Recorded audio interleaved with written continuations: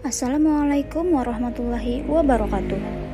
Perkenalkan, kami peserta Latsar CPNS 2021 BPSDM Provinsi Kalimantan Selatan Angkatan 16 Kelompok 1 yang beranggotakan Fauzur Rahmah, saya sendiri Nurul Muna, Taufik Hidayat, Muhammad Rizki, dan Putri Rizki Rahmayanti.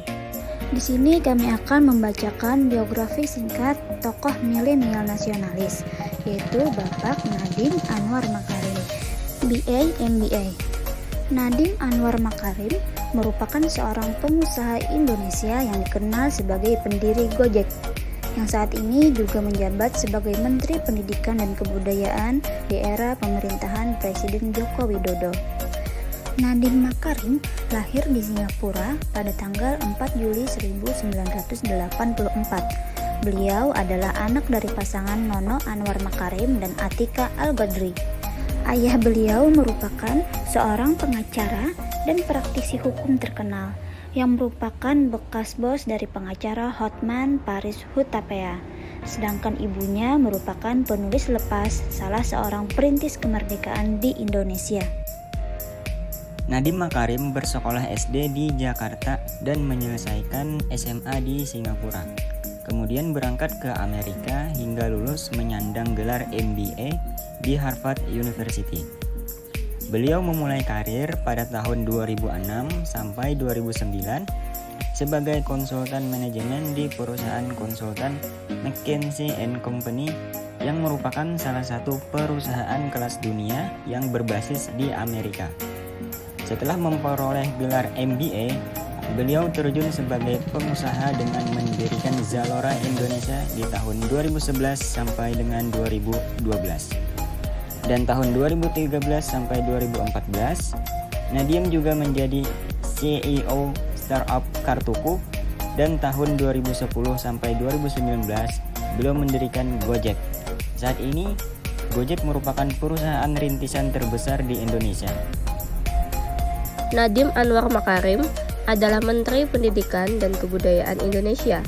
Sebagai Menteri Pendidikan, Nadiem Makarim mencanangkan Merdeka Belajar, yang salah satunya adalah menghapus UN. Namun kemudian, ia mengklarifikasi istilah menghapus UN yang ramai di pemberitaan. Ia mengatakan tidak menghapus UN, tetapi hanya menggantinya dengan sistem baru, yaitu asesmen kompetensi minimum dan survei karakter yang terdiri dari kemampuan bernalar menggunakan bahasa atau literasi, kemampuan bernalar menggunakan matematika atau numerasi, dan penguatan pendidikan karakter. Prestasi yang pernah dicapai oleh Nadiem adalah mendapatkan beberapa penghargaan, salah satunya penghargaan The Straits Times Asian of the Year, yang merupakan orang Indonesia pertama yang mendapatkan penghargaan tersebut. Aplikasi nilai nasionalisme yang ditunjukkan oleh Nadiem Makarim adalah kesejahteraan masyarakat, yaitu dengan menghapus format UN diganti dengan asesmen kompetensi minimum dan survei karakter. Yang kedua, keadilan dalam setiap sisi kehidupan. Dana BOS akan disalurkan langsung kepada rekening sekolah. Selanjutnya, komitmen aktualisasi yang dapat diimplementasikan di kehidupan ASN. Yang pertama, cinta tanah air. Nadiem mengakui sebagai pemakai setia Gojek, jasa transportasi roda 2 tersebut menjadi andalannya dalam menebus kemacetan lalu lintas, yang pada akhirnya beliau membuat aplikasi Gojek dengan harapan pelaku usaha UMKM bisa lebih mudah menjalankan usahanya. Yang kedua, tolong menolong, di mana beliau memikirkan kesejahteraan tenaga pengajar honorer di Indonesia dengan mengalokasikan dana BOS. Yang ketiga, kemampuan awal bela negara dengan berusaha menerapkan sistem belajar sekolah dengan memperhatikan cara kegiatan belajar mengajar yang efektif meskipun pada masa pandemi, yang bertujuan untuk mencerdaskan masyarakat. Sekian dari kami, mohon maaf apabila ada kesalahan dan kekurangan.